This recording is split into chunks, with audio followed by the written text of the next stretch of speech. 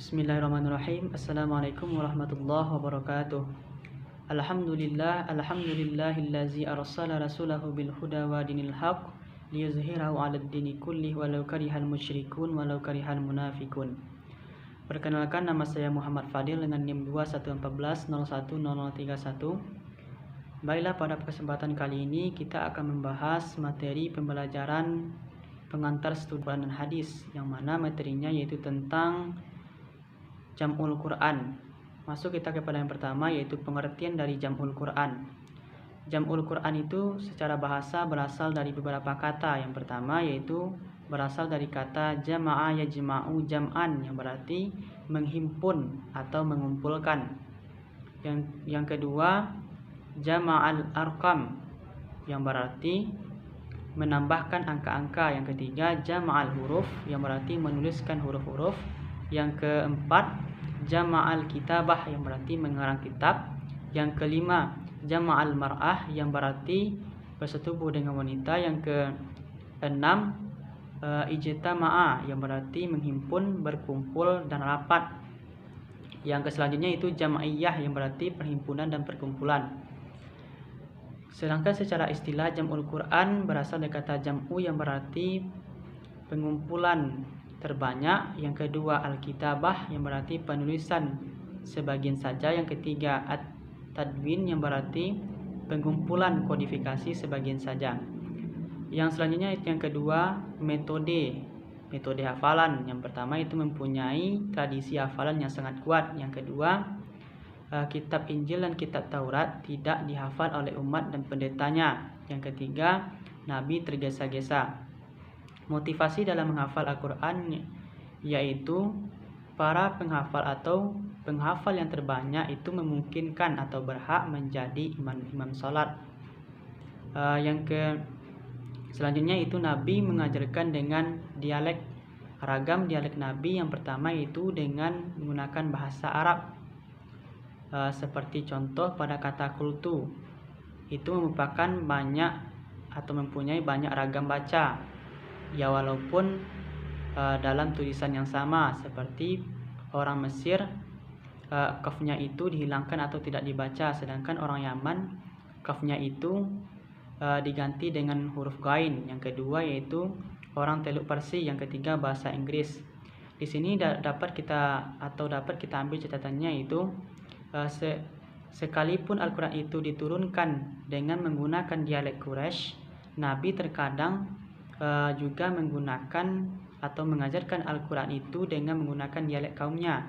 Itu dilakukan apabila dibutuhkan. Penulisan Al-Quran pada masa Nabi. Penulisan Al-Quran pada masa Nabi yang pertama oleh Abdullah bin Abu Ishaq. Beliau merupakan penulis Al-Quran pertama di Mekah dari suku Quraisy. Yang kedua yaitu penulisan secara keseluruhan melibatkan sebanyak 40 orang. Yang ketiga, penulisan Al-Quran di masa Mekah, yaitu dilakukan oleh Abdullah bin Sa'ad bin Sarh. Beliau merupakan penulis Al-Quran pertama di Mekah, dan beliau pernah dituding atau dituduh telah memalsukan ayat. Yang keempat yaitu penulisan Al-Quran di Madinah, dilakukan oleh Ubay bin Ka'ab dan Zaid bin Sabit. Penulisan Al-Quran pada masa Nabi yang pertama dilakukan oleh Ali bin Abi Thalib. Yang seterusnya itu Said bin Ubay, Said bin As bin Nu'man, Mu'az bin Jabal, Abu Darra, dan Zaid bin Sabit. Penulisan Al-Quran pada masa Nabi yang pertama, Nabi mendiktekan bacaan Al-Quran dengan menggunakan dialek Quraisy. Yang kedua, Zaid bin Sabit, setelah turunnya surat Al-Jihad, beliau diperintahkan oleh Nabi membawa alat tulis seperti tinta dan kertas untuk ditulis, dan Nabi mendiktekan dan ditulis oleh Zaid bin Sabit, dan diulang lagi oleh Zaid bin Sabit supaya tidak ada kesalahan dalam menulis. Yang selanjutnya itu ditulis dalam atau pada kulit pohon ataupun pada kepingan-kepingan tulang dan batu. Itu dilakukan karena tidak adanya kertas pada saat itu. dan hasilnya nanti akan dikumpulkan di rumah Nabi, dan Nabi juga memerintahkan untuk juru tulis untuk menulisnya untuk pribadi masing-masing. Yang selanjutnya itu susunan surah.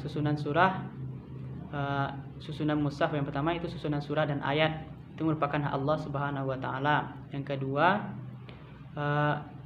kedua itu Allah memberikan hak kepada Nabi untuk mengajarkannya, untuk menjelaskannya. Seperti Utsman bin As, beliau letakkanlah ayat-ayat ini pada surah-surah yang saya sebutkan, itu merupakan perintah dari malaikat Jibril. Yang kedua, duduk di samping Nabi dan Nabi memalingkan pandangannya pada satu titik. Jibril perintahkanku untuk meletakkan surah ini pada bagian surah tertentu. Yang ketiga yaitu penyusunan surah. Ada yaitu beberapa tuduhan, yaitu mushaf Ubay bin Ka'ab dan Ibnu Mas'ud itu berbeda susunan surahnya dengan mushaf yang lain. Yang kedua jumhur. Yang keempat yaitu susunan surah dalam mushaf. Yang kelima, kebenarannya hanya Allah yang tahu. Jam'ul Quran pada masa Abu Bakar Siddiq.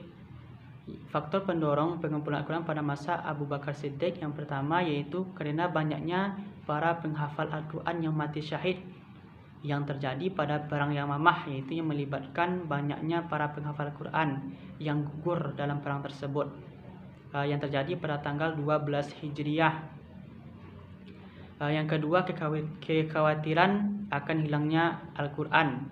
Umar mengusulkan kepada Abu Bakar untuk segera cepatnya mengumpulkan Al-Quran karena dikhawatirkan akan hilangnya Al-Quran tersebut. Yang ketiga yaitu dikerjakan selama 15 bulan pada masa Khalifah Abu Bakar. Bertumpuan pada tulisan pertama itu dituliskan pada batang pohon atau pada kulit pohon, pada kepingan tulang, pada batu, itu dituliskan kembali di hadapan Nabi, diperintahkan Nabi untuk dituliskan kembali di hadapan Nabi dan dicek oleh Nabi sendiri. Dan Abu Bakar tidak memberikan wewenang padanya agar menulis kecuali apabila telah ada pada tulisan yang terdapat pada surat tertulis atau surat kulit.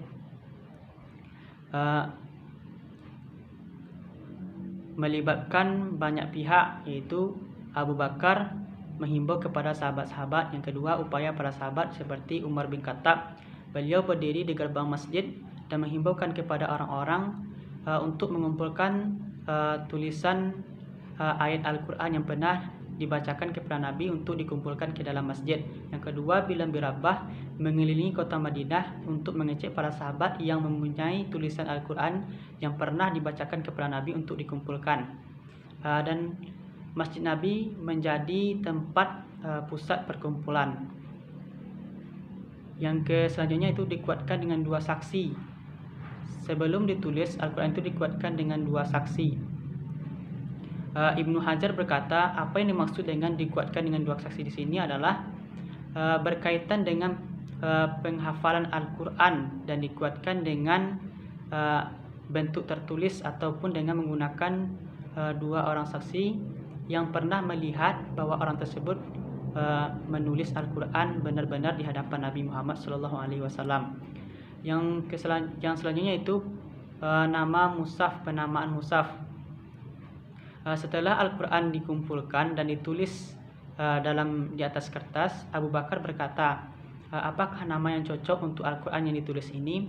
Sebagian sahabat mengusulkan dengan nama Al-Ism, tetapi Abu Bakar berkata itu nama yang banyak digunakan oleh orang-orang Yahudi dan mereka pun tidak menyukainya. Dan sebagian sahabat yang lain mengatakan bahwa berikan saja namanya yaitu mushaf, karena orang-orang Habsyi banyak yang menggunakannya itu. Dan akhirnya para sahabat tersebut dan Abu Bakar menyetujui dengan nama tersebut. Yang selanjutnya yaitu Jam'ul Quran pada masa Utsman bin Affan. Faktor pendorong pengumpulan Al-Quran pada masa Utsman bin Affan, yaitu banyaknya perbedaan bacaan di tengah masyarakat, dan pada masa Utsman bin Affan itu dibenarkan cara bacaan Al-Quran yang berbeda tersebut dengan satu bacaan. Mungkin pada kesempatan kali ini hanya itu yang dapat saya jelaskan. Terima kasih. Wassalamualaikum warahmatullahi wabarakatuh.